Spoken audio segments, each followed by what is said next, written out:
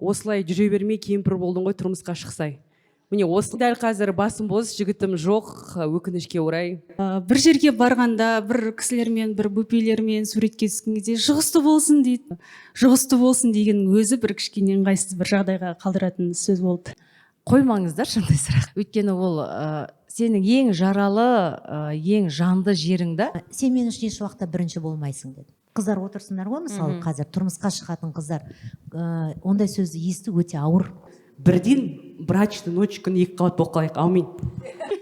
Вообще басым істемейді мен. Сөйтіп келістік та, мен көтердім. Все нормально, давай үйленеміз дедік. Сосын қыздар бар ғой, қойындаршы, 48-дегіні апа деуді, 25-дегіні әже деуді, пожалуйста.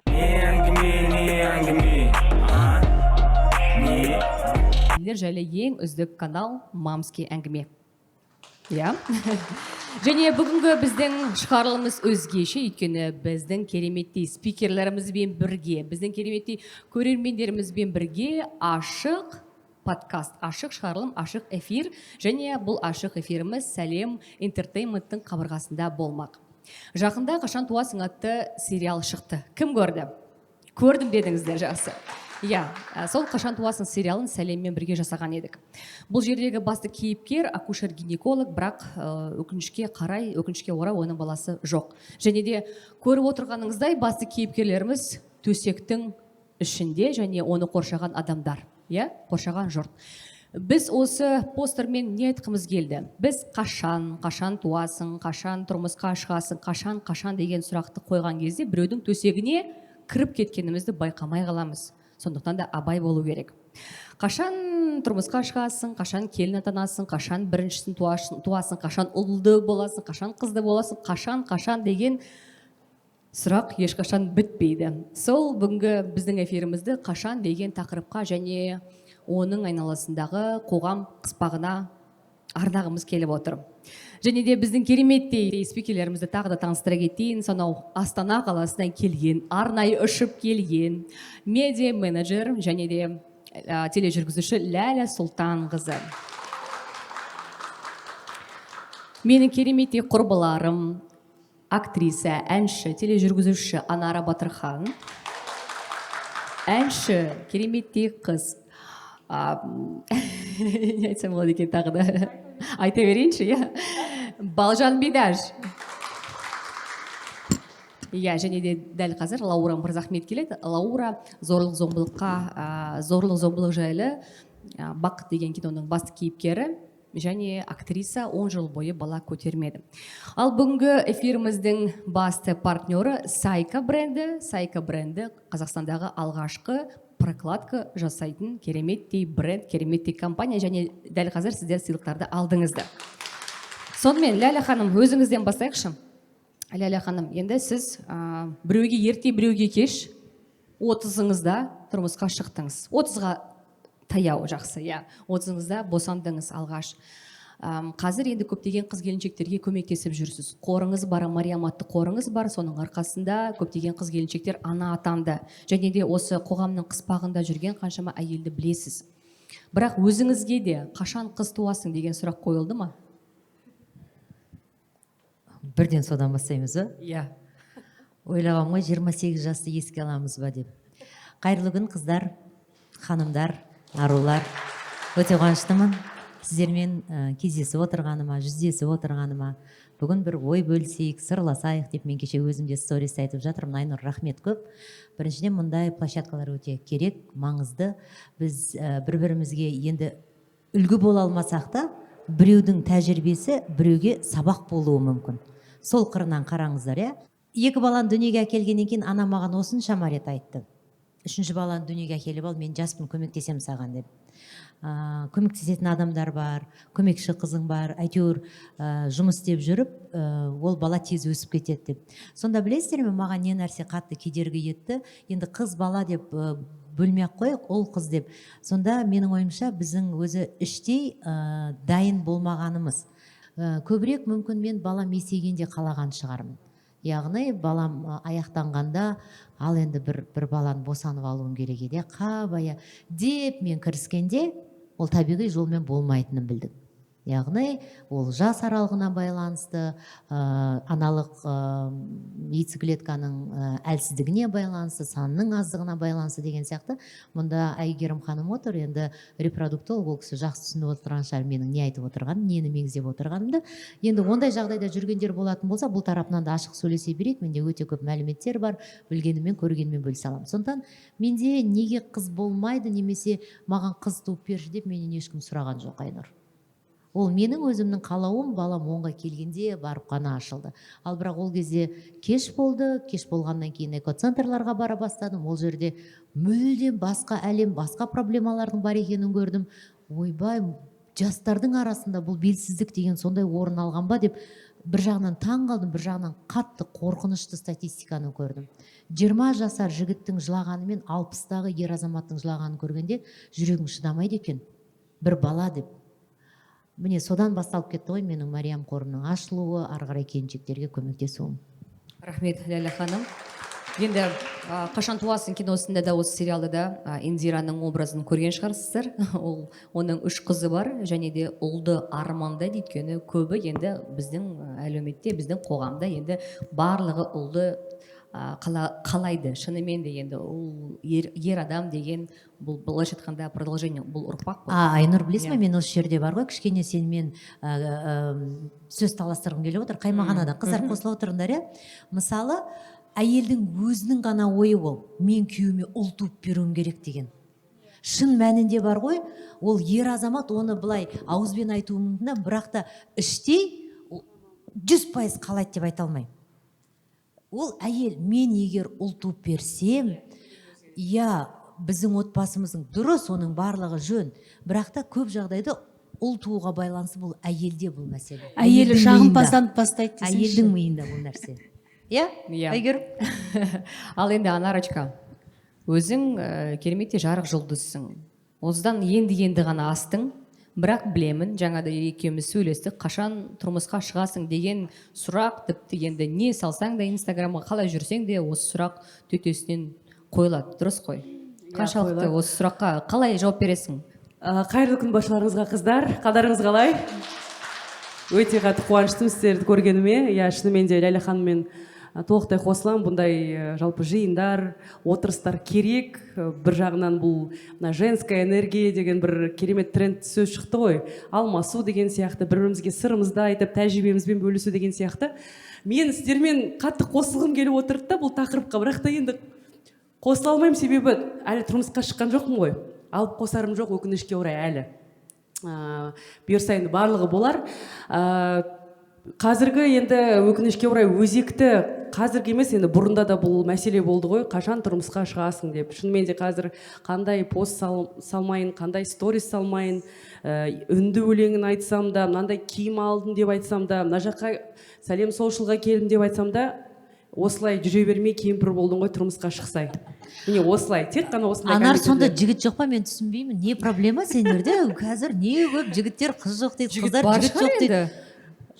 Қандай сұрақ бірден, бірден жауап берейін. Дәл қазір басым бос, жігітім жоқ, өкінішке орай. Өзің жасың келген сайын өзіңнің адамыңды табу өте қиынға соғады екен. Мен бір қызығы айта кететінім, мен қазір танымалмын деп енді өзімді бір нетпей қойыншы, бірақ та Аллаға шүкір, енді қазір оқырман саны да көп, далада танып жатады. Бірақ та сол танымалдыққа дейін менде кәдімгідей өте көп ухажерлар болатын. Ол себебі мені танымайтын олар ол кезде. Дәл қазір қорқатын сияқты менен, кәдімгідей қорқат жігіттер. Бір қызығы басқа ұлттың жігіттер, танымайтын жігіттер бірден келіп, сенімді жігіттер да өз-өздеріне келіп танысады. Біздің қазақ жігіттеріне не болған білмеймін, енді оны айту керек. Шын, мысалы кеше бір тойға бардым, барлығы бұлай көзбен қарайды, шеттен қарап, бірақ батылдары жетпейді маған келіп танысуға. Оның барлығын байқаймын ғой. Неге деп ойлайсың? Сөйтіп үйге келем, бірақ директке жазады: Анара, сіз сондай әдемісіз, мен сізбен танысқым келіп еді. Менде сондай сұрақ, неге олар келіп сол кезде таныспайды? Неге батылдары жетпейді? Менің ойымша қазір енді ол таныспауларының себебі өз-өздеріне деген сенімсіздік, және де олар көретін сияқты, мына қыз енді өз-өзін жасап алған, бұның ойы жаңағы Мальдивидаға үй алып беру керексің, джет алып беру керексің деген сияқты өздеріне бір фантазияларына бір енгізіп алған. Бірақ та мен бәріне айтамын, мен қатты бай жігіт қаламаймын. Ең бастысы ол перспективасы болған жігіт болса болды, және де мені асырай алса болды. Себебі енді бай жігіттерді көріп жатсыздар, өкінішке орай қазір енді өзекті өте үлкен мәселе қазір жаңалықтарына естіп жатсыздар. Бай жігіттерден де ондай бір қатты жақсылық күтпейсіздер. Сол үшін менің ойымша бұндай да жаңалықтарды естіп, мен тіптен тек қана мен емес, қазір әйел затының көбі тұрмысқа шықпаған қыздар қорқып қалған сияқты. Қазір кімге сенеріңді білмейсің. Қазір саған айтуы мүмкін, ойбай жаным, мен саған барлығын алып беремін, мен сені бақытты қылам, алақанымды аялап ұстаймын деп, бірақ ертең оның түбі немен бітетінін білмейсің. Сол үшін дәл қазір енді мен 31-ге келдім, Аллаға шүкір. Сол қадамды жалпы тұрмысқа шығу деген үлкен бір жолды мен жақсы адаммен бастағым келеді. Және де тағы да бір айта кететінім, прям толып қапты, мен айта берейінші. Анара, нақты қашан тұрмысқа шығасың деген кезде не деп жауап бересің сонымен? Қазір былай жауап беремін, енді бұйырса деймін, не деп айтамын енді. Білмеймін қалай жауап, басында жылайтын, сосын күлетін. Қазір енді бұйырса, себебі мен түсінгенім, уақытты қалай тездетсең де барлығы бір Алланың қолында екен, барлығы мен соны түсіндім. Сол үшін өзімнің адам бір жерде біреуге жаным деп жүр ғой сол қазір сол жігіт. Әзірге, иә. Тағы да бір сәттен келдім, бірақ ұмытып қалдым. Жақсы, сен сөзің аузыңда ойланып отыра тұр, иә, Айнарчика. Балжанчик, енді саған сұрақ. Балжан ешкімге енді құпия емес, тұрмыста болды 2 жылдай, бірақ көтермеді. Оның себебін енді өзің білесің.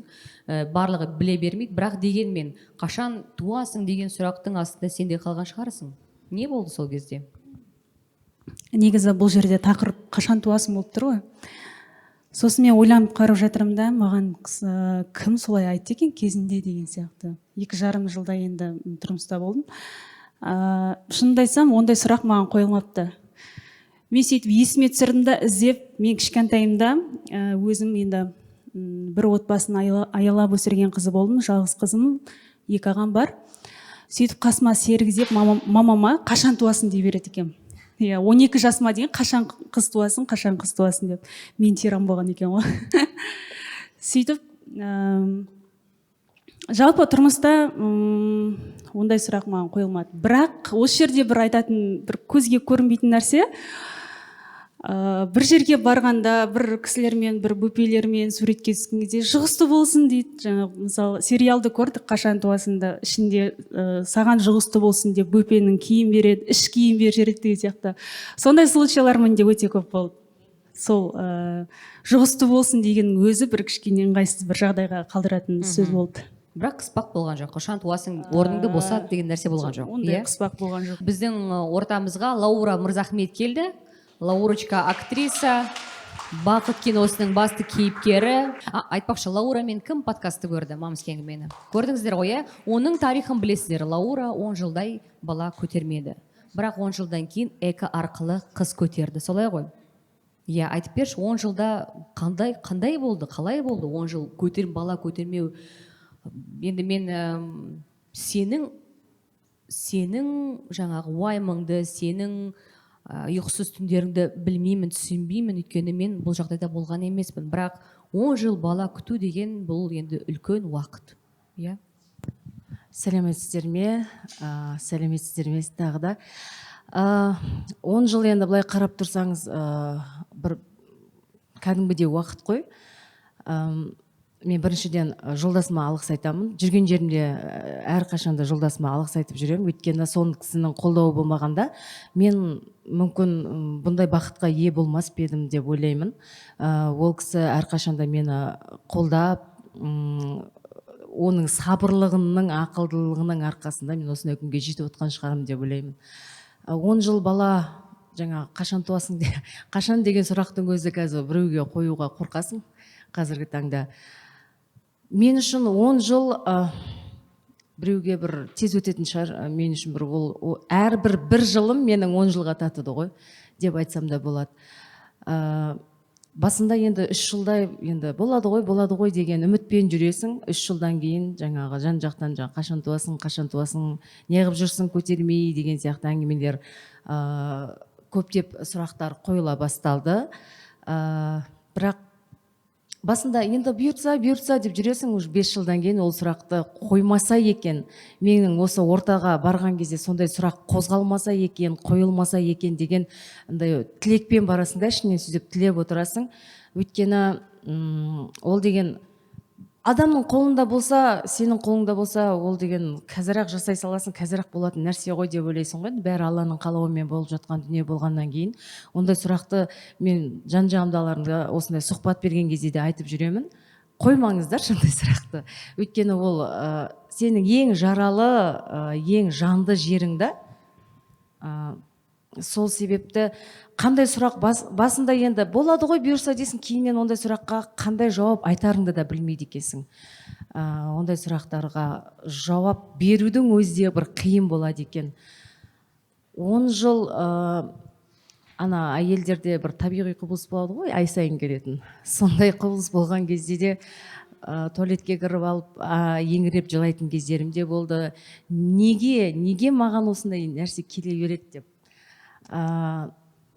Енді білмеймін, оны сөзбен айтып жеткізу, білмеймін. Сұрауға бола ма?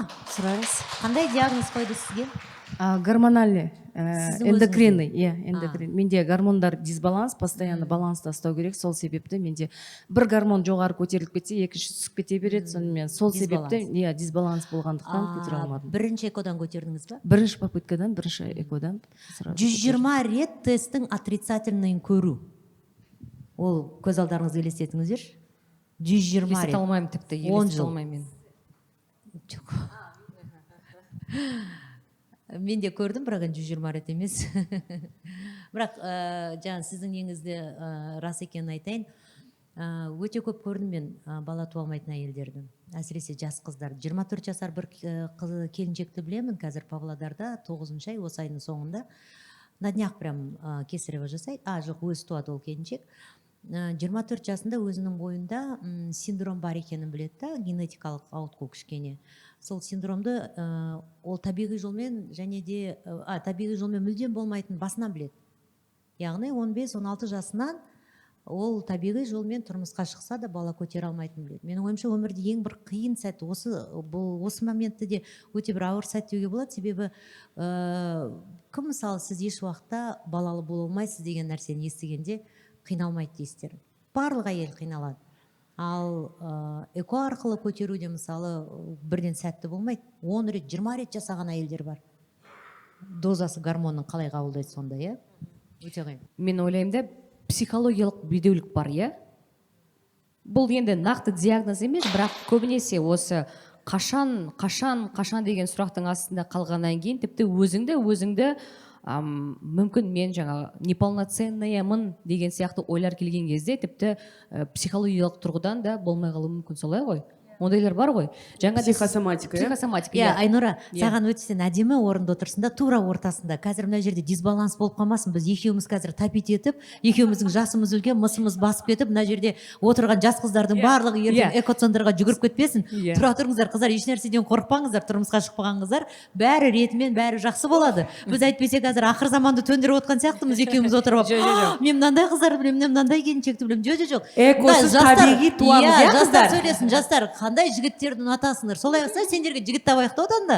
Ең қызығы сол ғой. Маған жас жігіт керек сияқты. Қайтесің жас, батыр, бірден туа салатын. Бірден туа салатын ба? Иә. Кім айтты саған 60-бай, 70-байлар қайда пайда болды? Ойнама сен біздің қазақтың жігіттерімен. 60-бай керек емес, 40-бай, ладно, еще. Осы жерде жақсы бір сұрақ туындап тұр, иә, Ләлі ханым, қыздар. Негізі, Анара, Балжан, егер сіздерге, қыздар, сендерге бір жігіт келсе, бірақ ол жігіт жаңағы айырылысқан болса, және оның бірнеше баласы бар болса, ол жігітті қабылдар ма едіңіз, және оның балаларын қабылдар ма едіңіз? Жауап бересің ба? Мен тура өмірімнен өтті, бірақ ол кісі көрмесе екен бұл стористі. Подкастта. Айтайын ба бұл нәрсені? Бірақ ешкімге айтпаңыздар, иә? Миллион адам ешкімге айтпаңыздар. Менде мынандай жағдай болды. Жаңағы сол кісі 4 баласына қарап жатыр, әйелі балаларын қалдырып кеткен. Яғни сол еркек 4 балаға өзі қарап жатыр. Қыздар ойлаңыздаршы. Сонда жаңағы ананың жүрегі қайда, сезімі қайда, мен кәдімгі таң қалдым басында. Және де ол кісі айтады да, қазір менің жеке өмірге деген ешқандай бір құштарлығым жоқ, уақытым жоқ, балаларды өсіру керек, өндіру керек. Мен қазір анасы атандым. Ол қыздардың балалар, ұлдары да бар, қыздары да бар. Сол кезде мен өзіме сұрақ қойдым. Мен ертең осы балаларға ана бола аламын ба? Өте жақсы сұрақ негізінде, тура басымнан өткен. Бірақ та мен трезвая голова дейді ғой, на трезвую голову мен ойладым, мен қарай алмаймын. 4 балаға мен ана бола алмаймын, өзімнің балама сияқты қарай алмаймын. Бірақ та егер де маған сондай жігіт кездессе, ажырасқан, бірақ ол балаларымен тұратын, анасының қолында балалары болады ғой кәдімгідей, бірақ ажырасқан. Менің ойымша енді әр адам үйленгенге де ажырасам деп енді үйленбейді ғой. Өмірдің заңдылығы, өмірде ондай жағдай болып тұрады. Сол үшін мен ажырасқан жігітке тұрмысқа шығуға дайынмын. Ол адам маған мінезімен жағып тұрса, мен түсініп тұрса, себебі енді менің жасымда бір 17-те емес, қазір таңдап жүретін, енді бір жағынан былай ойлайсыздар, ойлайсыздар қыздар. Егер мысалы жігіт 32-де болса, бірақ ажыраспаған болса, ол да қызық қой. Что-то странно, неге ол үйленбеген, хотя бы ажырасу керек қой. Бірақ сен де тұрмысқа шықпағансың, бірақ 32-десің. Жоқ, қызға жарасады да ол. Странно емес ол. Жігітке жарасады. Сол сияқты. Бірақ та енді ол да бір бұл мүмкін, оқып кетіп Англияда оқыды, уақыты болмады, карьера қуды деген сияқты. Ондай да жағдай болуы мүмкін. Және де мынандай сұрақ та болды. Мен жас жігітке тұрмысқа шығуға дайынмын ба? Мен дайын емес сияқтымын. Шынымды айтсам. Анар, сен сонда кімге тұрмысқа шығасың? Мынау түрмен ажырасқан что-то қиындау сияқты. Жоқ, ажырасқанға шығам деп тұр ғой. Тоже қиындау сияқты. Үлкен. Значит, біз ақырында портретін салайын деп отырмыз. Келе жатырмыз. 32 жастағы жігіттен қорқуға да болмайтын сияқты. Ол может жас кезінде біреуге ғашық болып, көңілі қалып қалды, қорқып қалды да, үйленуге тоже қорқып қалған. Сол үшін өзіммен жасты немесе өзіме үлкен жігітке мен тұрмысқа да шығуға дайынмын. Сөйтіп өзіңе жазып қойдың дневникті. Әлі жазған жоқпын. Потолок 40 болып тұр ғой. 40 қатты үлкен. Нормально. Көке қой, 40 деген ты Нула чё? жауап бере салайын қазір. Қазір үлкен жігіттер, сөз салып жүрген жігіттер өте көп. Бірақ та енді жастарға мен мүндем жауап бермеймін. Олардың хаттарына да жауап беремін, таныспаймын да. Бірақ та үлкен жігіт. Қайдан білесің, мүмкін біреу сенің Раймон болып шыға келетін шығар. Мен өзіме сұрақ қойдым, жас жігітке дайын емеспін шығуға. Себебі енді өздеріңіз де білесіздер, қыз баланың психологиясы жігіттерге қарағанда 5 жас үлкен дейді, білмеймін, ол шын ба, өтірік па. Және де менің ойымша менің әңгімем жараспайтын сияқты. Мен ойлаймын енді, ертең мен шығып жатпаймын бір 20 жастағы жігітке, білмеймін енді, өмірде барлығы мүмкін ғой. Айнұра, осы жерде қазір Балжанның да портретін шығарайық, сөйтіп 2 жігітке іздеу салайық хабардың соңында, иә? Сөйтеміз, иә? Менде Қылышбек бар ғой, қыздар, Мақсат Мамыраимов бар, өздеріңіз білесіздер. Біз Айсұлу Қылышбек деген рубрикамыз бар. Мақсат маған іздеді 2 ай. Жігіт іздеді кәдімгідей. Шынымен де іздеді, бірақ таппады. Жақсы, іздейміз. Балжан, сенші, сен жаңа ажырасқан жігітке күйеуге шығар ма едің деген кезде бірден жоқ дедің. Негізінде мынандай жігітке тұрмысқа шықпаймын, мынандай жігітпен таныспаймын, мынандай жігітпен жүрмеймін деген өзінің талабыңды сыртқа шығарғанша сол энергетиканы іште сақтаған дұрыс сияқты. Өйткені мысалы мен тұрмысқа шығар алдында былай айттым, батыстың жігіттерімен сөйлеспеймін, актер жігіттер ұнамайды дедім, мысалы. Сөйтіп тағы бір секрет бар, оны айтпай қойын. Сондай жігіттен сөйлеспеймін, тұрмысқа шықпаймын, ондай жігіттер ұнамайды дедім, мысалы, иә. Дәл сол орындалды деген сияқты. Сосын махаббат деген нәрсе бар. Біз қыздар қанша жерден ана жігіт, жаңағыдай ажырасқан жігітпен жүрмеймін, немесе тұрмысқа шықпаймын деген сияқты, иә. Ол жақсы көріп қалғаннан кейін сен ол өз сөзіңе өзің қарсы шығасың, оны білмейсің ғой болашақта не боларын. Ал ең бастысы әйелі бар адамдармен сөйлеспей жақындамаған дұрыс, сол семьяны құртпаған дұрыс та. Ал мысалы ажырасқан болса, балалар болса, енді махаббат көрсе, көре жатарсыз. яғни сонымен негізі көреміз дейсің ғой, нақты портрет мен шықпады. нақты портрет шығара алмаймын, өйткені мен қазір өзім жеке өмірге шынымды айтсам дайын емеспін. Қазір мен шынымды айтсам кішкене ол жеке өмірді былай қойып қойдым да, қазір балжан қоя тұр деп. Карьера.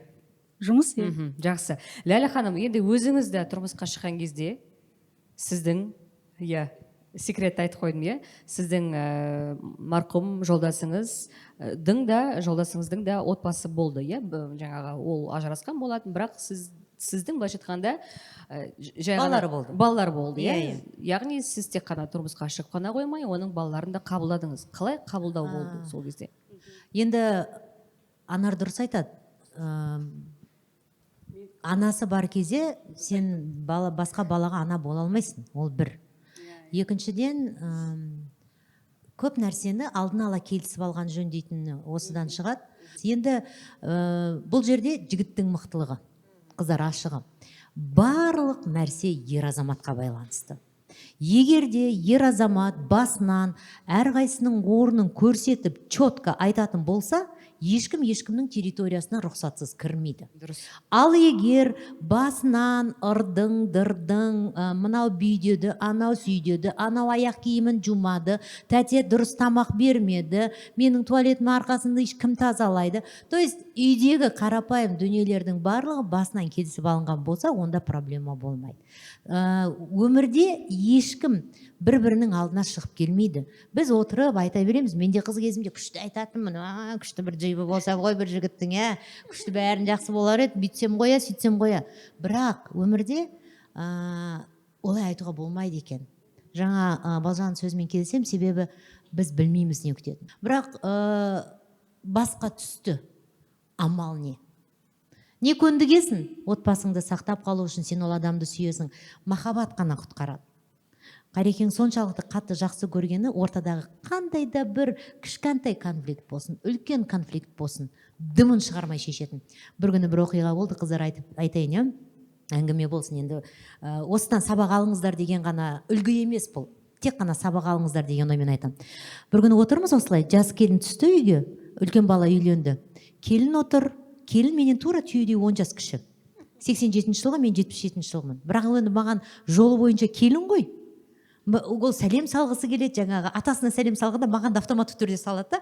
Мен өзім жасым 30-ға таяп қалған, не айтарымды да білмейді екен, мына сәлем салғанда.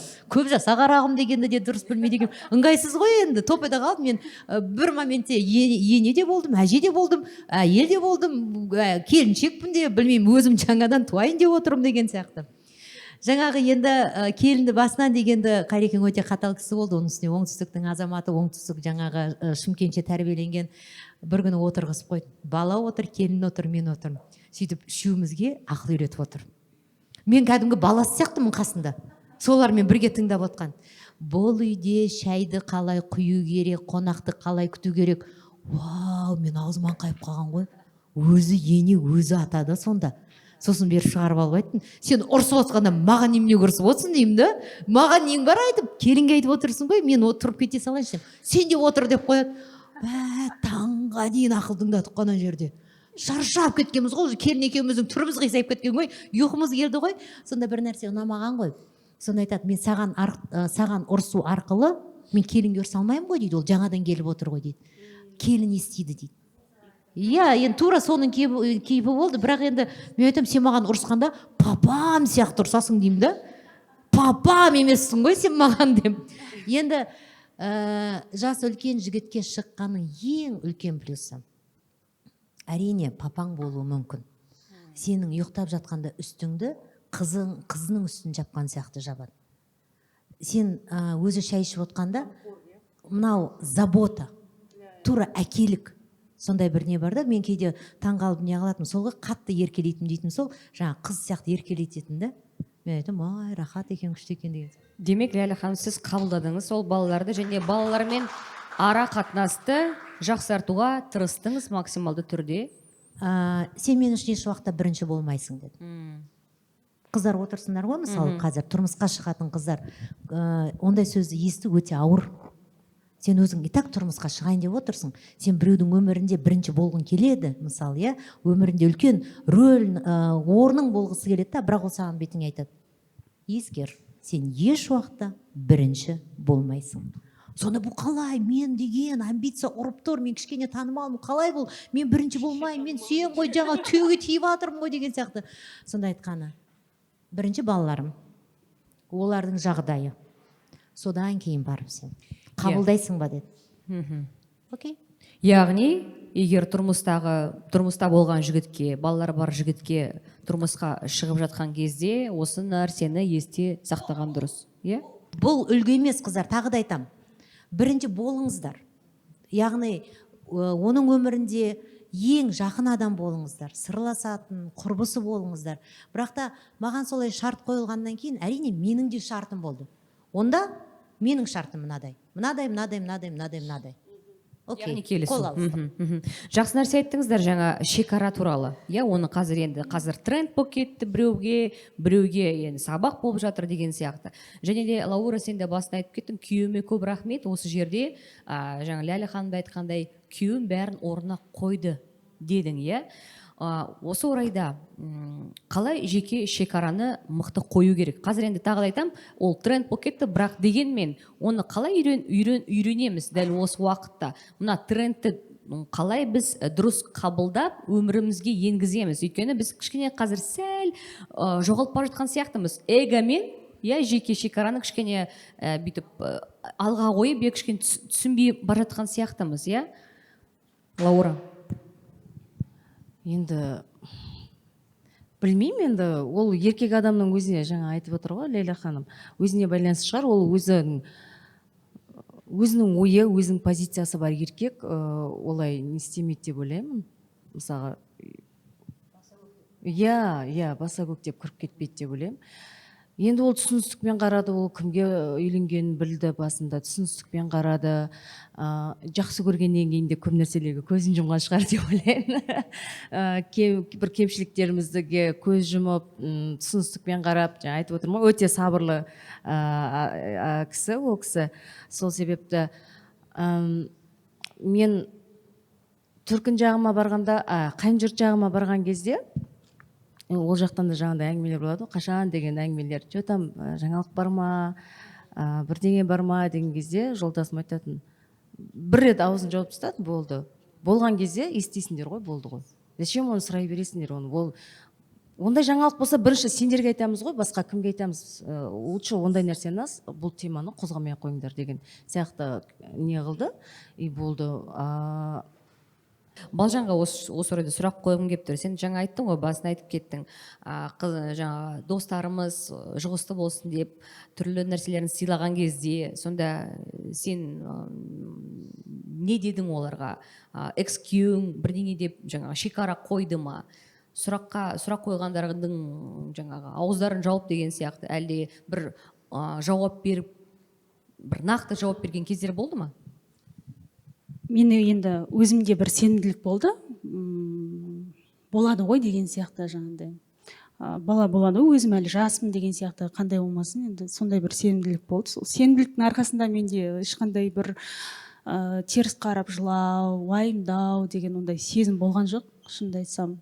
Ал жаңағыдай жұғысты болсын деп әркім әр нәрсесін беріп жатқан кезде де басында кішкене приятно болды да, одан кейін что-то көбейіп бара жатқаннан кейін жаңағыдай жай сөзің өзі бір жағымсыз бола бастады. Жаңағыдай қаншама адамдардың арасында деген сияқты, иә. Ондай нәрсені мен де естігем, жұғысты болсын деп. Көпшіліктің көзінше жаңағы сыйлықтарын береді, тағысын тағы. Ой, мен қанша елдің іш киімін жинадым. Маған керісінше жалпы мына жұғысты болсын деген зат қатты ұнайды. Мен той көп басқарам, мен тойда көп шығам, өздеріңіз білесіздер. Және де қандай тойға бармасын, үйлену той, ұзату той болса, мен былай бастаймын: қайырлы кеш, құрметті Ақтазырға жиналған тойшыл қауым, 2 жас бақытты болсын, және де маған да жұғысты болсын деп айтам. Бірден айтам. Содан кейін қаншама адамдар кейде болады, мына кішкентай баласының кәдімгі аяқ киімі бар ғой, соны шешіп бере салады, қолындағысын шешіп бере салады. Мен 6 баланың анасын, Шымкентте көбінесе 6 баланың анасын, саған жұғысты болсын деп. Мен кәдімгідей қуанам, кәдімгідей соған сенем, жаңағыдай маған мінекей жұғысты болсын деп беріп жатыр ғой деп. Және де тағы да сөзің аузында деп айтып қалдым ғой, Айнұр. Менің тұрмысқа шыққан менің құрбыларым өте көп. Олармен сырласасың, өзің тұрмысқа шықпағаннан кейін кеңес сұрайсың ғой, қалай екен жалпы тұрмысқа шыққан, былай айтқанда былай қалай істеу керек, бүйткенде былай істеу керек па деп енді үйрену керек қой, қалай дегенмен де кеңес сұрайсың. Сол кезде жаңағы мына қашан туасың деген тақырып тұрмысқа шығып бірақ әлі балалы болмай жүрген менің өкінішке орай құрбыларым өте көп, солар айтып қалады кішкене екеуміз отырған кезде жылап деген сияқты. Бір мезі болды, бір осы сұрақты қоя береді барлығы, шаршап кеттік. Жаңағыдай үйлеріне барсаң дәрілерін іліп қояды, неше түрлі жаңағы уақытылы ішу керек деген сияқты. Оның барлығын көресің да, және де сен шынымен де түсінесің, ол екі жас енді ғана отау құрған жас жұбайларға өте ауыр. Жаңағыдай сырттай енді айтасың ғой, қолдайсың, барлығы жақсы болады, сен қатты уайымдамашы деп, бірақ та кәдімгідей жылап алатын кездері болады. Және де тағы да осы міне бұйырса міне туайын деп отырған құрбым бар, сол айтады, Анара тұрмысқа шыққаннан кейін 2 қабат бола салу оңай емес екен дейді. Мен ойлайтын дейді, тұрмысқа шықтың, брачная ночь болды, мен беременна болам деп. Олай емес екен дейді. Біз қаншама мінекей тырыстық дейді, әрең 2 қабат болдым дейді. Сол үшін енді бір кеңес етпей қойын, қыздар, жаңа өзім айтпақшы, бұйырса табиғи жолмен, Алланың қалауымен өз адамымызды тауып, бірден брачный ночь күні 2 қабат болып қалайық. Аумин. Оған дейін 2 қабат болып күйеуге тию керек ау. Мынандай болды менде. Тұрмысқа шыққан кезде бала көтерем ба, көтере алмай қалам ба деген бір қорқыныш келді менде. Мен қайдан білмеймін қайдан келгенін осы қорқыныштың. Және күйеуім екеуміз келістік. Ада бірінші көрейік деп. Енді дәл қазір мен ондайға бармаушы едім. Бірақ білмеймін неге екенін сол кезде сөйтіп келістік та. Басым істемейді мен. Сөйтіп келістік та, мен көтердім. Все нормально, давай үйленеміз дедік. Көрдіңіздер ме? Бірақ көрдіңіздер ме, бір анадай жаңағы құрбыларыңнан, достарыңнан тағы естіп аласың да, бір қорқыныш, үрей туындайды. Бұл жаңағы қазір айтып жатыр ғой, тревожность деп, иә. Сондықтан да бұл үрейден алыс болыңыздар, өзіңізден алсатыңыздар бұл үрейді. Бірақ білмеймін енді. Мынандай бір нәрсе, уақыт шығар. Иә, мынандай бір нәрсені байқап жүрмін соңғы уақытта.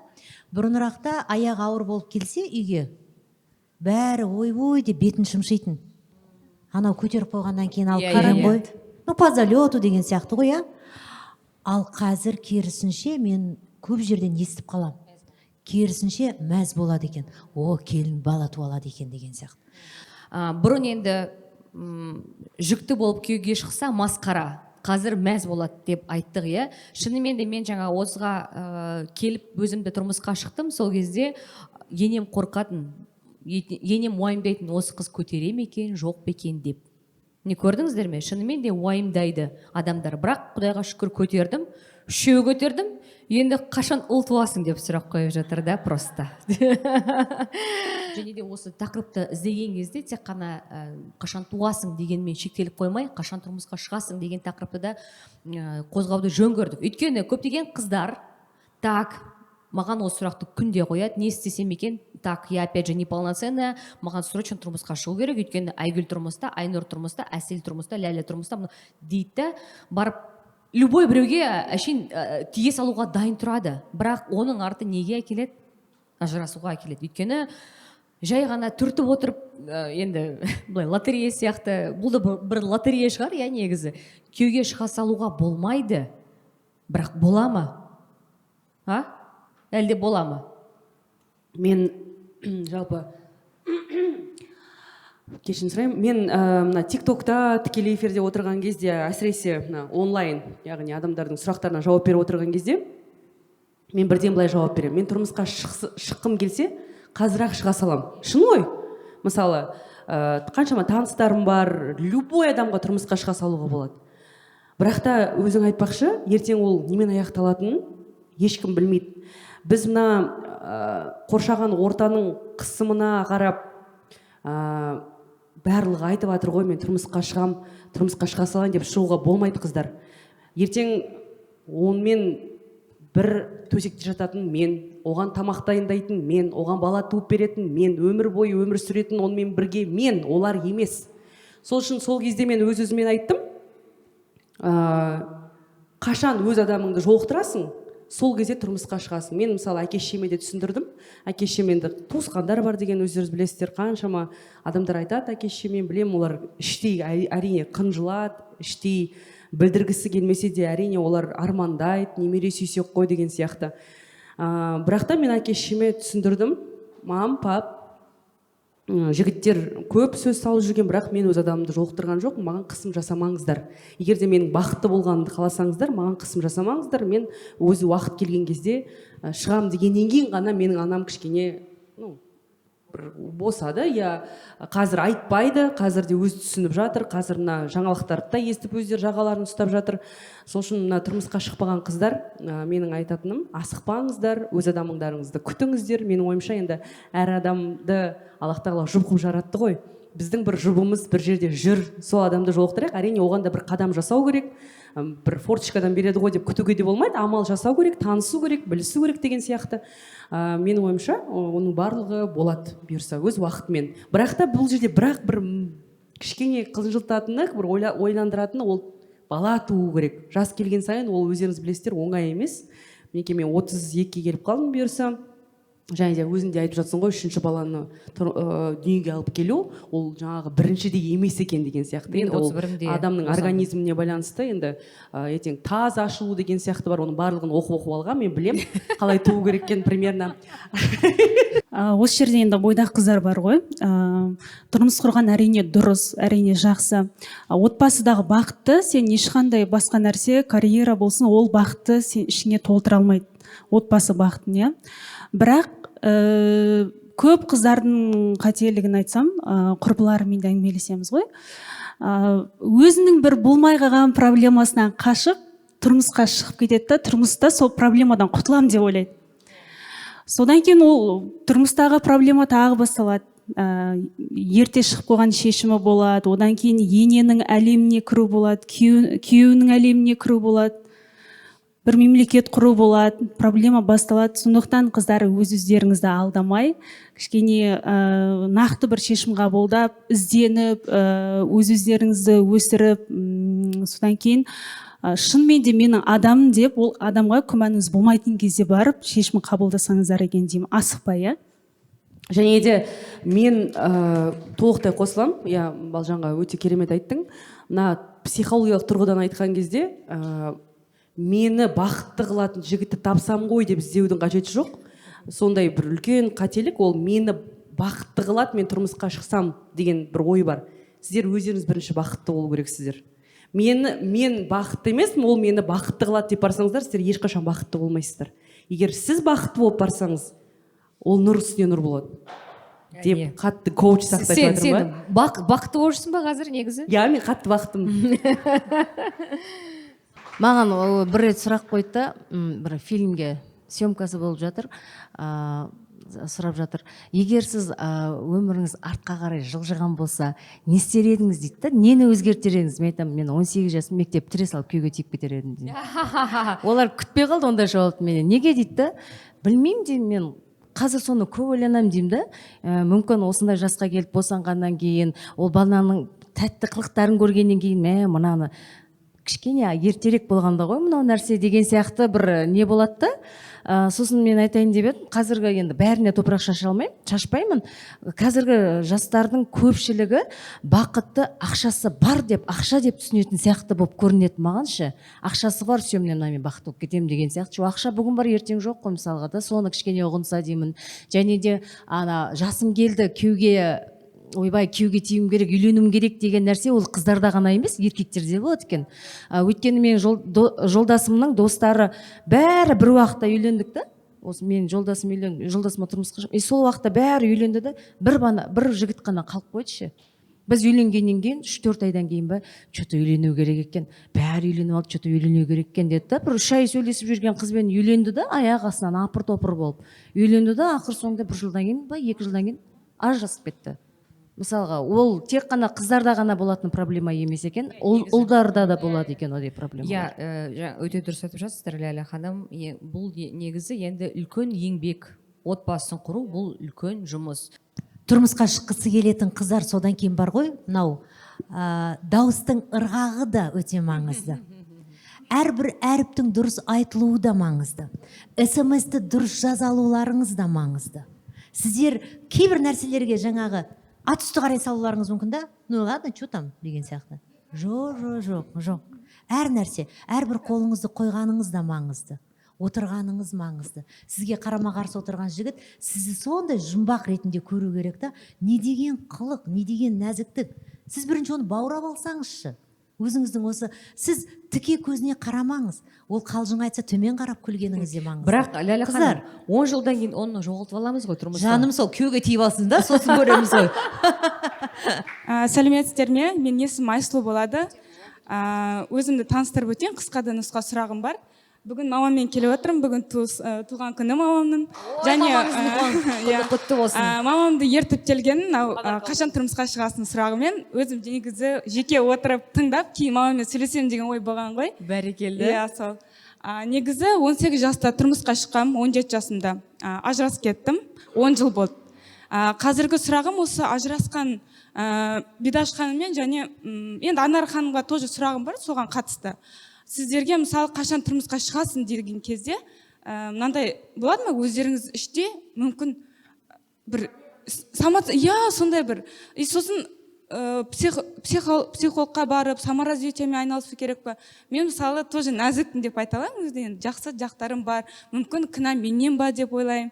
Сондай сұрақ болып қалады. Енді 10 жыл былай қарап тұрсаңыз өте үлкен көп жыл, және бір жағынан менімен жасты қыздар қатарым болсын, жаңағы 91, 92, 93, ол қыздар ажырасқанмен 1-2 жылда тез шығып кетеді. Неге мен 10 жыл әлі жүрім деген сұрақ бар да менде. Сол сіздерге сол сұрағым. Рахмет. Балжан. Ажырасқан қыздарды ұмытпасаңыздар. Мен шынын айтсам білмеймін не айтарым. Енді өзіңде, сенде, Анарочка, қазір өзіңде бұндай ой болған жоқ па? Негізі бізде бар ғой, барлығымыз өзімізден кінәмізді іздейміз. Может, я неполноценный, менен кінә болды ма деген негізі сенде бір ой болды ма ажырасқан кезде? Жоқ, мен мысалы өзім тұрмыста болғаныма ешқандай өкініш жоқ. Өзімді де басқаны да кінәламаймын. Сол жалпы мен көп қыздарға айтар едім, ажырасқандарыңа ешқандай өкінбеңдер, ол сіздерге берілген бір өмірдің тәжірибесі, опыты да. Сіздер мүмкін сол арқылы келесі әрі қарай өмірлеріңізді жақсартуларыңыз мүмкін, көп нәрсені түсініп. Тағы да айтарым, асықпай ақ қойыңыз. Бұл негізінде дұрыс, қыз бала болғаннан кейін, тем более біздің менталитетпен тұрмыс құру деген нәрсе дұрыс қой, бірақ көбінесе бұл шаблонға айналып бара жатқан сияқты да. Андай робот сияқтысың да. Мысалы, жаңағы аналарының өзі қызын тұрмысқа итермелейді да. Кеше бір коучтың комментарийін оқып қалдым. Жасым 22-де үйдегілер тұрмыс құр деп күнде миын жейді. Сонымен басқа квартираға көшіп кеттім дейді да. Былай қарасаң, ол масқара нәрсе. Ол керісінше енді ол семьяның қыз балаға деген поддержкасы мол болу керек, ол маңызды ғой. Сондықтан қазір енді YouTube-қа шыққаннан кейін көп ата-аналар көреді, енді бір ой түйетін шығар деп ойлаймын. Қаншадасыз қазір сонда? Масқара. 28-де болып, енді сіз тұрмыс құруға бір арталып бара жатқандай асығасыз ба? Жоқ, менде екінші рет тұрмысқа шығуға кішкене қорқыныш бар. Но шыққым келеді, но не знаю почему-то. Қорқып қалдым, енді сол қол көтеру. Қорқыныш болса, онда қорқыныш болса сіз әлі бір трансформацияны өтпегенсіз. Сол сұрағым жаңағы өзімен жұмыс істейін ба, не қандай совет бересіз мысалы? Мүмкін кінә менде шығар деген сияқты ғой. Қалай өзімен жұмыс істеу керек? Демек сіз 10 жыл бойы әлі көп нәрсені түсінбеген сияқтысыз өзіңіз үшін. Сондықтан қазір не көп курстар көп, іздену көп. Сондықтан бұл жайлы мысалы Ләйлә ханым үлкен опыт айта алады деп ойлай аламын. Дұрыс нәрсені мысалы. Ең ортамыздағы ең опытный кісі. Анара бірдеңе айтқың келіп отыр жаңа. Иә? Таласып, давай. Таласып. Мен осы кезге дейін деп айтайыншы. Шынымен де кінәні өзімнен іздейтін сол өте дұрыс емес екен. Мен енді оны түсіндім.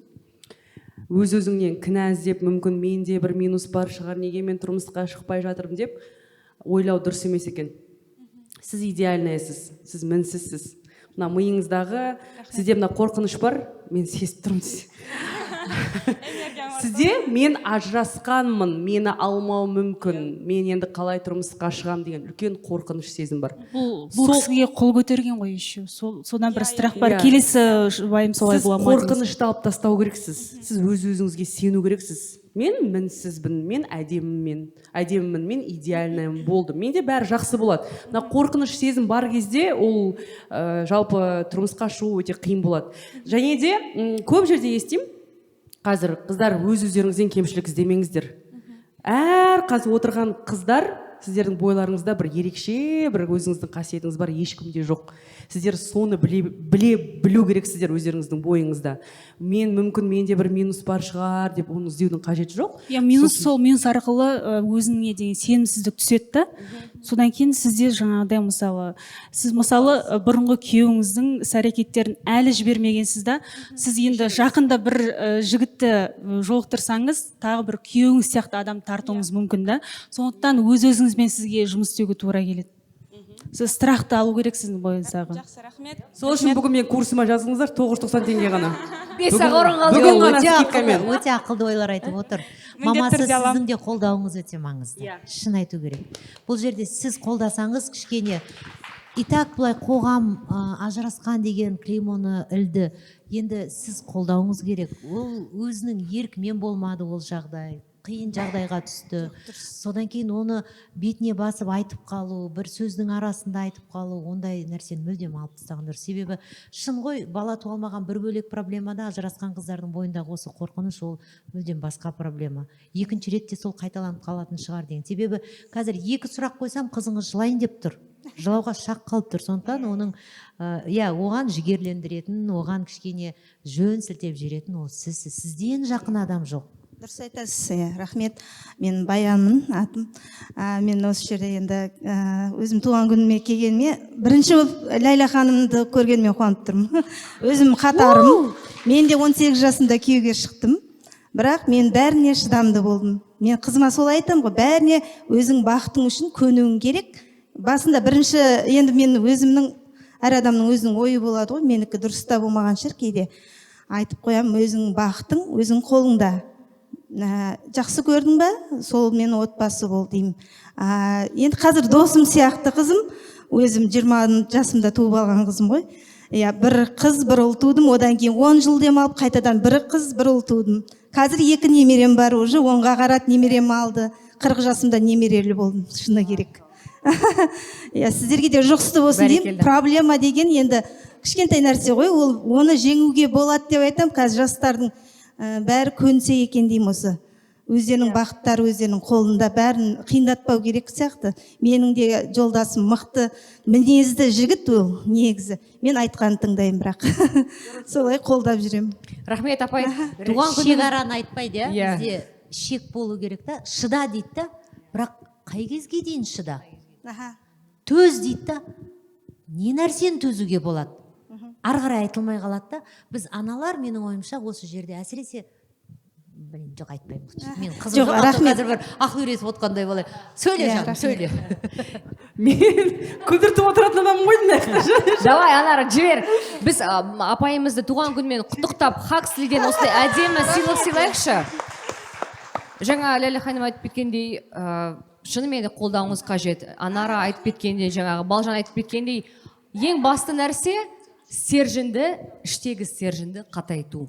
Қатайту, өсу, өну, және трансформация жасау. Біздің аузымыз дуалы, Құдайға шүкір, ұзатылады қызыңыз қорға. Амин. Ал, сұрақ болса. Қайырлы күн. Мен осында. Микрофондамын. Қайырлы күн. Барлық қыздарды көргеніме өте қатты қуаныштымын. Ләйла ханым, Айнұр Ильясова. Мына сериалды көріп, қатты жаңағы әсер алдым. Мына сериалдағы әдеміні білесіздер ғой, мен өмірдегі әдемімін. Мен дәрігермін, тұрмыстамын, 4 жыл болды тұрмыстамын, бірақ маған да күніне неше рет қойылатын сұрақтардың бірі қашан туасың? Всегда тура осы киноны көрген кезде қатты әсер алдым. Өте қатты ойладым, оказывается, мені де түсінетін осындай бір не бар екен ғой деп, сериал ма, потому что отрывоктары шыға бастады да, күтіп жүрдім, қашан шығады деп. И каждый киноны көрсеңіздер, каждый раз жылағаны, каждый раз ана подаркалар береді. Менің үйімде ондай подаркалар өте көп мөлшерде.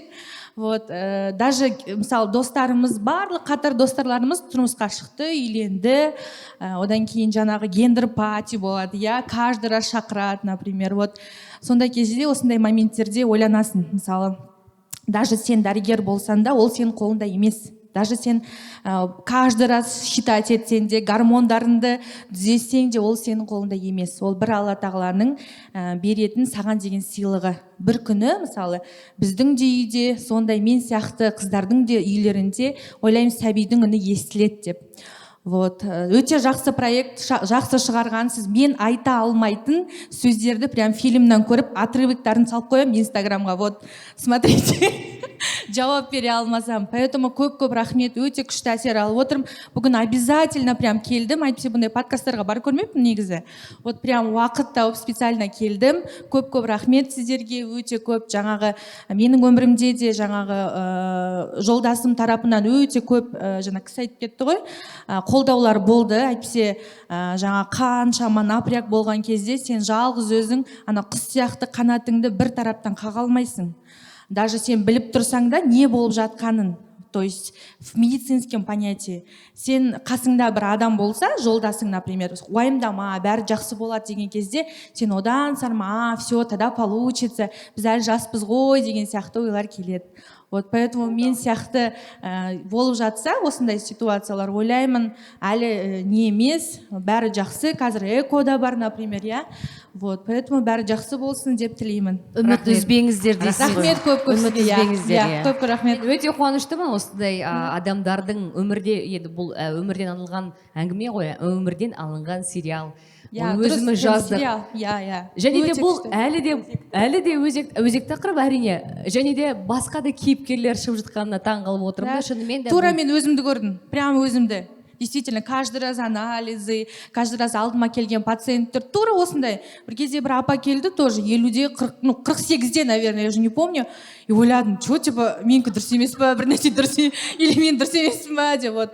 Поэтому, честно, ол сондай болады екен өмірде. Сосын қыздар бар ғой, қойындаршы, 48-дегіні апа деуді, 25-дегіні әже деуді, пожалуйста. Неге өйтіп айтып отырмын? Кешірім сұраймын. Айгүл Мүкей 46-ында туды, Тамара Асар 45-інде босанды. Сондықтан олар жас аналар. Дұрыс, аха. Мен кейде қалжыңдап енді Айгүлге айтамын, әже болдың ғой, қойса сен ойнап десем ғой десем. Че ты деп жаңағы. Мен өзім студент кезімде экоцентрларда жұмыс атқарған болатынмын.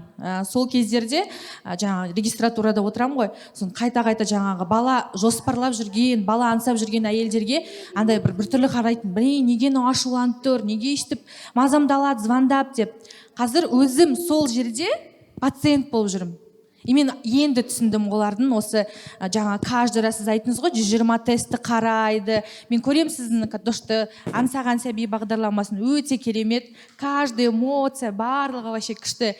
Сіз, мен ойлаймын жаңағы осындай әйелдерге көмектесіп атқаныңыз өте бір сол сауапты іс. Вот поэтому я рахмет сізге. Бір ауыз сөз айта кетейінші осы жерде, как раз сол туралы айтып жатыр ғой. Мариям Қоры, менің туған ағам 44 жасында инсульттан қайтыс болды. Ағамның әйелінің аяғы ауыр болатын сол кезде. Ағам дүниеден өткеннен кейін, 4 күннен кейін 6-шы қызы дүниеге келді. Біздің қазір көтеріп отырған мәселеміз сондай әйелдердің тағдырының қасында ойнап қалады. Далбаса әңгіме. Шыным. Қазақ жетімі мен жесірін жылатпаған деген осыдан шыққан. Қазақтың қыз келіншектерінің мықтылығына мен бір ғана мысал айтқым келеді. Сонда жеңгем ағамның жаназасын шығарып жатқан кезде көзінен жас шығармады ғой. Өте иманды, орамалдағы келіншек. Мен таң қалдым, бәріміз бір құлап тұрып жатырмыз сол жерде, иә? Сонда іштегі баланы уайымдадым дейді. Дүниеге баланы әкелгеннен кейін барып 4 күннен кейін 1 жыл көлемінде жылады. Кімге қиын енді жағдай? Өмірде таразылау керекпіз кез келген нәрсені. Қазір бар ма? Шүкіршілік етіңіз, күресіңіз, бағалаңыз, құрметтеңіздер, иә? Сол кішкентай қыздың есімі Мәриям. міне содан жарыққа шыққан, содан пайда болған қор қандай ат қоятын болып іздегенде Мәриям деген білесіздер, Иса пайғамбардың анасының аты. Яғни Мәриям деп ағам өзі аманат қылып айтып кеткен екен, солай атадық. Сол қыз қазір 3-ке келді. Өсіп, кішкентай әп-әдемі қыз өсіп. 30-ға жуық пациентіміз бар. Босанғандар да көп арасында. Енді ары қарай бұл миссиямызды жалғастырамыз. Мен өзімді енді ғана тапқандай болдым. Әйел қай кезде өзін бақыт сезінеді? Тұрмысқа шыққанға дейін бе, кейін бе, балалы болғанда ма, енесімен ұрсып жатқанда ма, күйеуімен тату-тәтті қыдырып жүргенде ма? Белгісіз. Әйелдің бақытты сәті белгісіз. Әр әйел үшін ол әртүрлі. Біреу үшін киноға барғаны жігітімен ол күшті бақыт. Біреу үшін күйеуімен мотоцикл айдағаны Айнұр сияқты ол да керемет бақыт. Біреу үшін енесімен торт сатып алғаны, бірге қыдырғаны ол да бақыт. Біреу үшін эко жасатып баланы 40 жасында көрген ол да бақыт. Көрдіңіздер ме? Бақыттың бір нақты формуласы жоқ. Сол себепті біз ең бастысы біз бір-бірімізге, аналар қыздарына, қыздар құрбыларына, құрбылар әріптестеріне осындай сұрақтарды қоярдан бұрын өзіне қойсын. Әй, мен де қыз тәрбиелеп отырмын. Жанын ауыртпаймын ба деген сияқты. Рахмет. Керемет. Рилс, Рилс. Негізі, шынымен де все познается в сравнении деген нәрсе бар. Шынымен де енді бір адам жаңағы көтермей жатып бақытсыз болса, біреуі 12 мүшесіне қарап, сауына қарап шүкіршілік етеді. Сондықтан да енді біз тілекшіміз, барлығы болсын. Рахмет сізге. Тағы сұрақтар бар ма? Сәлеметсіздер ме? Тағы да әдемісіздер. Сіздерге қарап көзіміз тоймай отыр. Комплимент. Сізде әдемісіз. Баршаларыңыз әдемісіздер, қыздар. Сіздер жаңа айтып жатсыздар ғой, женская энергия. Жаңағындай нәзік болу керек. Сонымен сұрағым мынандай болып тұр да, мысалы, Ресей актрисасы бар, Муравьеваның киносы бар. Жаңағындай бір жігіт ұнатып, күйеуге шығамын деп, ана жігіт шахмат ойнаса, шахмат ойнап, бірақ өзі теннис ойнағысы келеді, қатты жақсы көремін сол киноны. И мысалы, мен өзім ұлдардың арасында өстім да, былай мен пацанка былай еркек шоралаумын. Жұмысында да солай кейде ұлдарға ұрсып боқтамаса енді солай тыңдамайды олар. И мен айтам, қазір нәзік женская энергетиканы көтереміз деп жүріп, мысалы мен боксқа жазылып қойдым, мен боксқа қатысам қазір.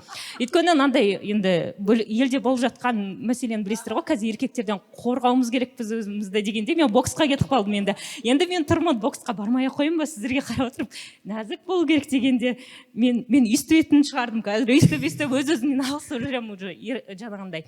И ойлаймын, неге сұрағым осындай болып тұр да, біз еркектерге ұнау үшін неге өзімізге қарсы шығып қоймаймыз ба сонда? Мен неге, мысалы, мен боксқа барғым келеді, қатты ғашық болып қалдым боксқа мен. Бірақ пацанка болып кетіп бара жатырмын да, сосын есіме түскен, мен кім алып берші анан деп. Мен де соған үйреніп қалғам ғой, өзім істеуге бәрін.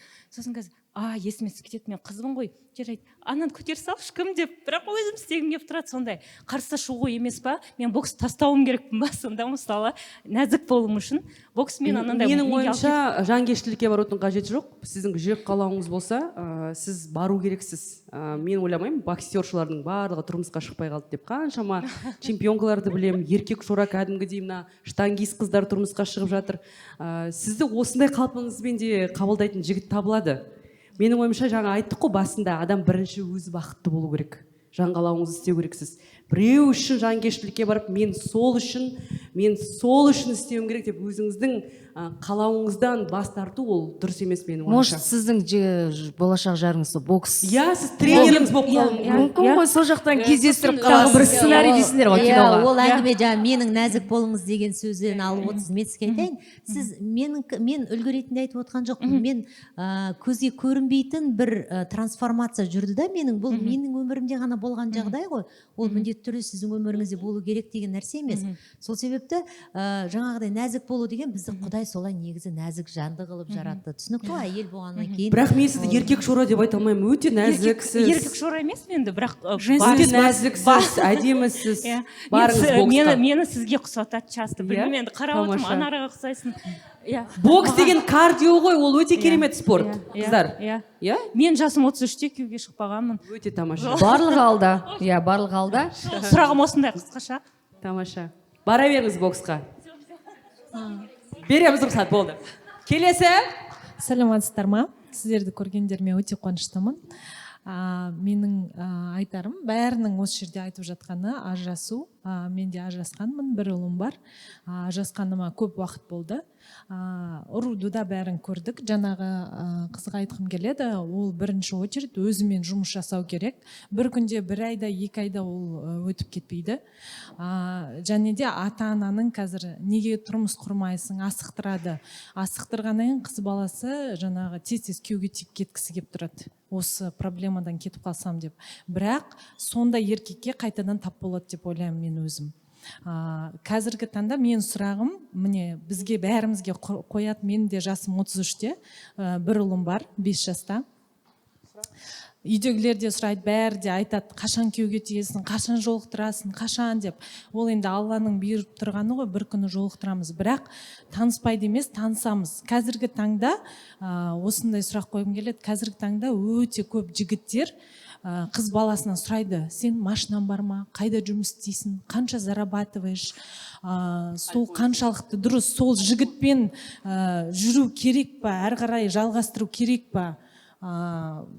Өте көп та сондай жігіттер. Ондай жігіттермен қалай жұмыс жасау керек? Қыздар, сендерден сұрай ма солай? Қанша табасың, машинаң бар ма? Біздікін көріп отыр ғой десей. Ақшаға қарап, жалпы менің жағдайыма қарап қызығатын жігіттер өте көп. Мен оны бірден біліп қоям. Кейде қарыз сұрайтын жігіттер бар. Ондай жігіттерден қашу керек. Одан қарыз сұрайтын, менде де солай болды. Инстаграмда жазады, давай кездесейік. Содан кейін бір жарайды дедім, рас оны настаивает кездесейік деп. Бір кезде жазып тұрып, 1 сағат қалды встречамызға. Қазір 1 сағаттан кездесеміз ғой, 30 мың бере тұрасың ба Каспиға дейді. Мен ол баланы көрмегем де. Содан кейін мен сразу айттым, все, біз кездесе алмаймыз, ренжіме деген сияқты. Саламатсыз ба, мен Нұрша айтам. Ләйла ханым, я пришла, честно сказать, в первую очередь из-за вас, чтобы выразить благодарность за фонд Марьям. Я сама эко-мама, и это говорю, у меня голос дрожит. Девушка говорила насчет потери беременности. Я могу сказать так, что у меня было 6 беременностей и 1 роды.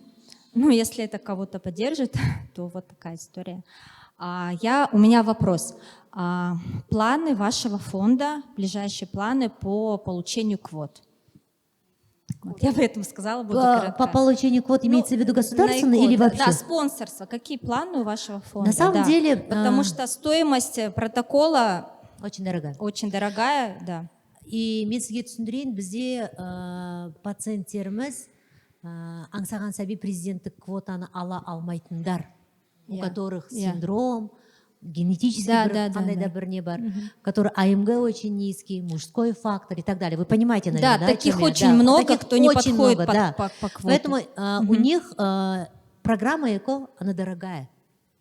От 2 миллионов начинается, вот от 3 миллионов даже, Айгерім Жарылқатын айтар, шын мәнінде сондай. Енді будет ли у вас новый спонсор? Мысалы, кейде біз айтамыз, сауап жасай аласыздар, аудара аласыздар деп. Шын айту керек, мысалы, айына бір пациентке ақша зорға жиналады. Бірақ мен осы эфир арқылы көптеген қыз-келіншектерге рахмет айтқым келеді. Маған жекеме жай хабарласады да, біз бір семьяға көмектесейікші дейді. Мен олардың кім екенін білмеймін. Шымкенттен бір ер азамат звондайды. Мен 2 семьяға көмектескім келеді.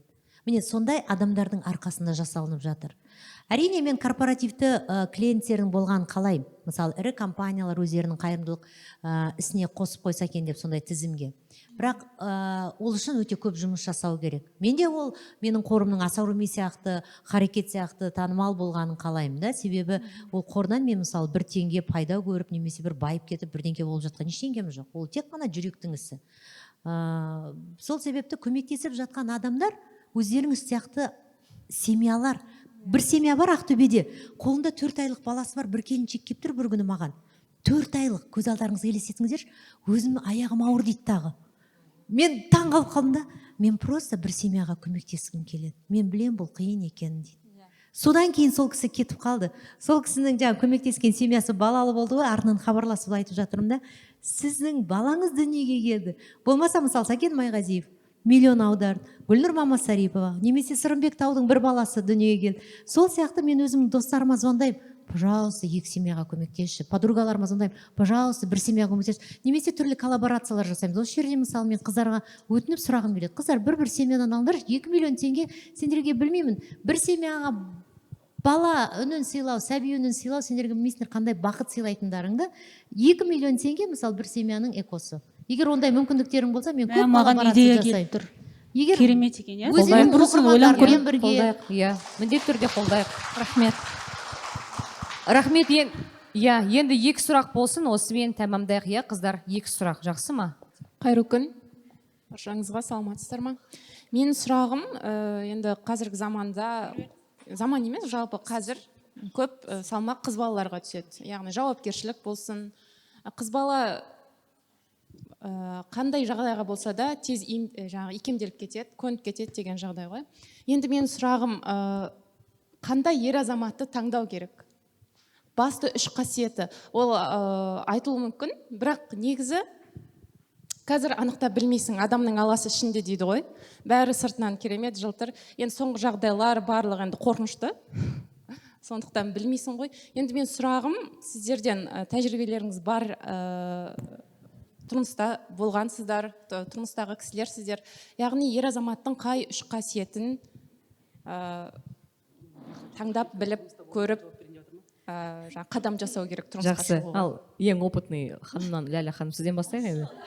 Давай, Лаура, хорошо. Тұрмыста болмаған мен жауап берейін ба? Мен бар ғой, шынымды айтайын ба, мен жолдасыммен агент деген нәрсе болды ғой. Агентпен танысқанмын. Агентте танысып 3 ай ма 2010 ба сол жылдар. Солай таныстық, 3 ай ма 4 ай ма сөйлесіп жүрдік, содан кейін барып кездестік. Маған ол мені орныма қалай қойды, білесіз ба? Жаңа сіз айтып отырсыз ғой, әдемі сөйлеңдер, смс-ке әдемі жауап беріңдер деп. Может, менің жолдасыма менің жаңа смс-ке жауап берген сөздерім ұнаған шығар мүмкін.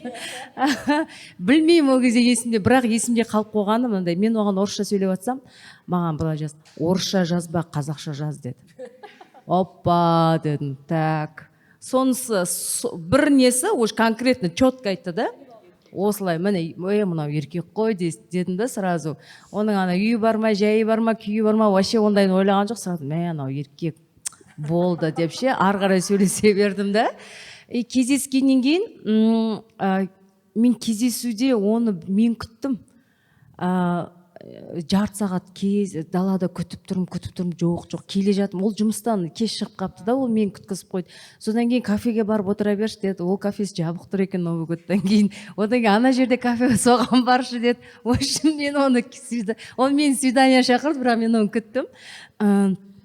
Келгеннен кейін, білмеймін, бір бойында бір еркекке тән бір андай бір прямо бүйтіп взглядын сезесің ғой, иә, взглядымен сәлем қалайсың деп амандасқан кезде именно тұра алмай қалдым ше, ана дауысын өзі, бірақ өмірде ақырын сөйлейтін сондай кісі да.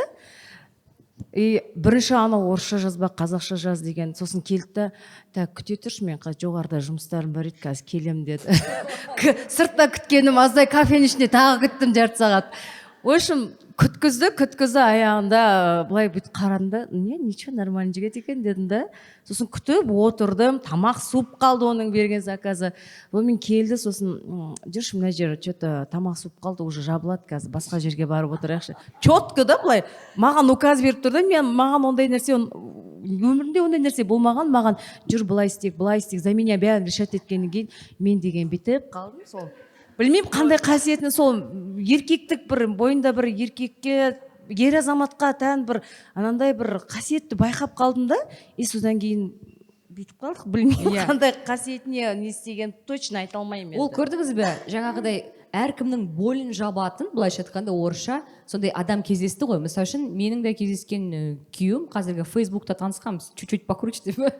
Фейсбукта танысқанбыз, иә, Фейсбукта танысқанбыз, сөйтіп маған туфли керек деп еркелеп отырған ғой, ол жерде басым бос, еркектер, неше түрлі жігіттер жазады, давайте я тебя куплю, давайте я деп. Сосын мен бүйтіп қарадым дейді, бәрі давайте я куплю деп жазыпты дейді. Просто сөйлейді, бірақ ешкім іспен дәлелдемеді дейді. Бардында сол туфлиді сатып алдым. Ол енді 2016 жыл ол туфли 150 мың тұрады. 150 мың ана кездері. Сөйтіп маған ана туфлиді алып келеді ғой. Все, понимаете? Менің жаңағы айналарымды, машинадағы айналарымды біреу сындырып кетті, соны жөндеді. Содан кейін маған, мысалы үшін, мен үшін мынандай болды. Сөзінде тұратын, нақты айтқанын істейтін еркек. Иә, ондайлар аз. Маған сонысы ұнады, мысалы үшін. Міне? Әркім енді... Ондай бір қатқан заң жоқ қой, нандай болу керек дегенші. Тек бізде тұрмысқа шыққан құрбыларымыз болсын, әпкелеріміз болсын, бізге тек андай минус жақтарын көп айтады да. Содан кейін бізде ойланамыз. Сол қорқыныш қой, былайша айтқанда. Жоқ, ол идеальный адам болмайды, жүрек. Идеальный адам болмайды. Мүмкін кездеспеген шығар, бірақ содан қорқып қалғаннан кейін, может, мен де қателесіп қалармын, мен де ол қателікті мүмкін қайталап қалармын деген нәрсе ғой. Сіз тұрмысқа шығуға жалпы қорқыныш бар ғой, значит, сізде, иә? Вы познакомились в агенте, вы в Фейсбуке, да? Я вам скажу, я познакомилась с своим мужем через ТикТок. Еще круче. Да, мы тоже 4 месяца общались. То, что мне понравилось, то, что как мы 4 месяца общались, он сказал, все, я тебе возьму в жены. И первая наша встреча с мамой его была. Бәрекелді. Сондықтан да нақты қатып қалған заңдылық жоқ, өзіңіз сезінуіңіз керек, бірақ қазақта тең-теңімен деген сөз бар. Иә, егер сіз... Жоқ, сіз жақсы жігіт іздесеңіз, өзіңізді соның деңгейінде болуыңыз керек. Шындық қой, жаңаға өзіміз айтып жатырмыз, бай жігіт іздейміз, бай күшті кереметін іздейміз, бірақ біз де оған тең болуымыз керек. Сонымен, құрметті қыз келіншектер, осымен сұрақты тәмамдайық. Иә, кереметтей отырыс болды, кереметтей. Шынымен де 7 майда жігіттерді құттықтап қояйықшы, жігіттер. Бүгін сіздердің мейрамдарыңыз ғой. Осының барлығы сіздер үшін десем. Жоқ, шынымен де біздің жақындарымыз үшін, біздің махаббаттарымыз үшін, біздің половинкаларымыз үшін жақсы болғымыз келеді. Ол және жүректен шыққан нәрсе. Жай ғана жертвенностьтан емес, шынымен де жүректен шыққан нәрсе. Енді қашан туасың, қашан ұлды боласың, қашан қызды боласың, қашан деген сұрақты қоюдың алдында ойлану керек. Иә, ойлану керек. Мүмкін бұл жаңағы сөз біреуге қатты тиіп қалуы мүмкін. Бұл қоғамда талқыланатын нәрсе емес. Және қыз келіншектер, біз бір-бірімізге жау емеспіз. Біз бір-бірімізді қолдап жүрейік. Біз бір-бірімізді түсінбесек, бізді кім түсінеді? Қазіргі кезде ойбай, женщина женщине враг деп жатыр. Ондайға бармайықшы. Әйел бір-бірін түсінбесе, қолдамаса, бізді кім қолдайды? Сондықтан да женская солидарность, сестринство деген нәрсеге барайықшы. Өз соны әр подкастта айтып жүрмін, соны енді кішкене қоғамға сіңсе, біз бір инстаграмды ашып қалсаң, бітті, біреу шалынып қалса, біз дегеніміз барлығымыз оны барып талаймыз. Ол несі жақсы? Ертең шалынып жатқан адамға қол көтеріп, неге көмектеспеске? Иә, қашан туасың деген сұрақтың астында қалдырмай, менің көмегім мүмкін саған тиіп қалар. Несімен көмектесейін, немен көмектесейін деген мүмкін сұрақ қою керек шығар, иә? Сондықтан да осы подкастымызды, осы ашық эфирімізді, осы қашан деген сұраққа арнадық. Біздің кереметтей спикерлеріміз сіздерге көп рахмет. Анарочка, Балжан, сонау Астанадан келген, арнайы келген Ләлә ханым, жаным сол. Лаурочка, рахмет саған. Балаңды бөпеңді тастап, осы жерге ұшып келді ғой бұл қыз. Кешірім сұраймын, бәрі тамаша. Біздің партнеріміз Сайка компаниясына көптен көп рахмет. Бір түйіп, бір сөз айтсаңыздар, иә? Анар ханым күйеуге тиісін. Аумин. Аумин. Жоқ, Балжан да тұрмысқа шықсын. Аумин. Өте сондай. Бірінші суперзвезда болсын, еще суперзвезда болсын. Мен бар ғой, келе жатқанда қасымдағы көмекші қыздан сұрап жатырмын, қазір қыздар неге тұрмысқа шығуға қорқады дегенде, қазір ата-аналардың талабы өте биік дейді. Мысалы, менің әпкем тұрмысқа шығудан қорқады, өйткені оның әке-шешесі өте қатал кісілер, жақсы жермен құда болғымыз келеді, жақсы жерге бар, жақсы жігітке. Міне осы жерде ата-аналардың жіберетін қателігі бар да, біз баламызға, қызымызға осыны айта бермеуіміз керек. Жақсы жер. Сіздің жақсы жеріңіз балаң үшін жақсы жер болмауы мүмкін. Сіздің жақсы деген азаматыңыз балаңыз не қызыңыз үшін жақсы болмауы мүмкін. Сондықтан ақыл ес тоқтатқаннан кейін, 18-ден асқаннан кейін ең бастысы көңілі жарасқан жанмен қосылған жер. Дұрыс па?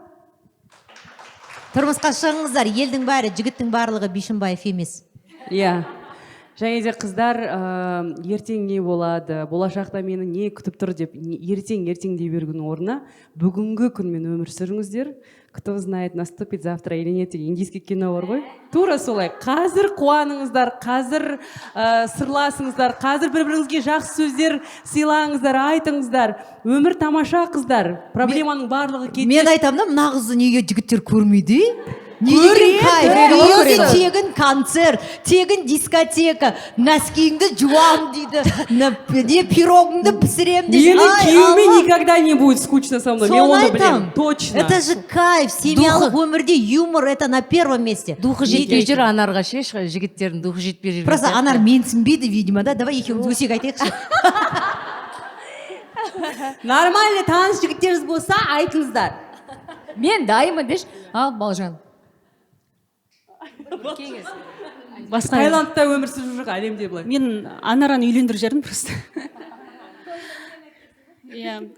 Жалпы қорытынды айтатын болса, қыздар бірінші орынға өздеріңіз қойыңыздар, бірінші өздеріңізді жақсы көріңіздер. Сол кезде басқасын жақсы көресіз, сол кезде бақытты боласыз.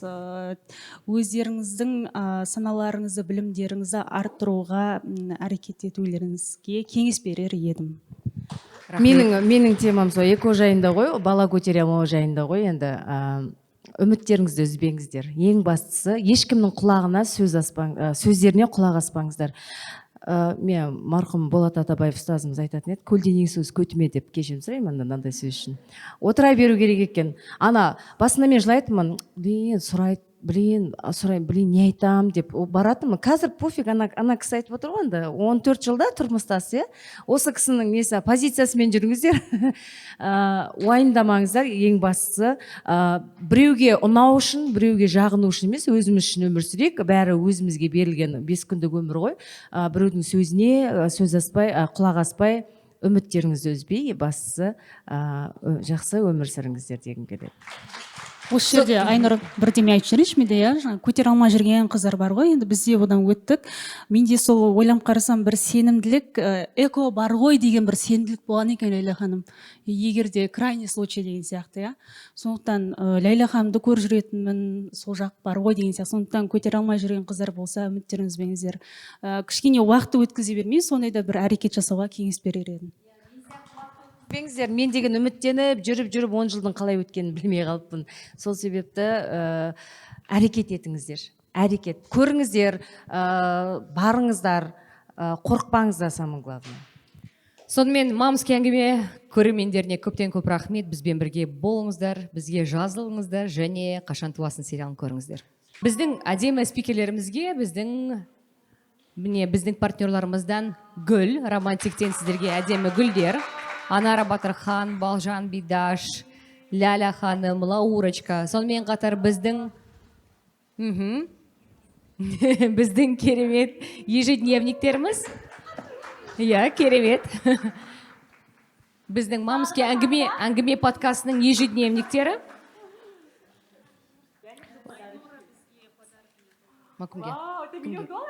Ләлә ханым, сізге ежедневник. Лаура. Алдындағыдай. Бұл волшебный ежедневниктер. Және де Сайка, біздің партнеріміз Сайка компаниясынан. Осында сыйлықтар. Біз ешкімді құрғыл жібермейміз. Және де Хаксли компаниясынан. Осындай косметика. Все, да? Болды ма?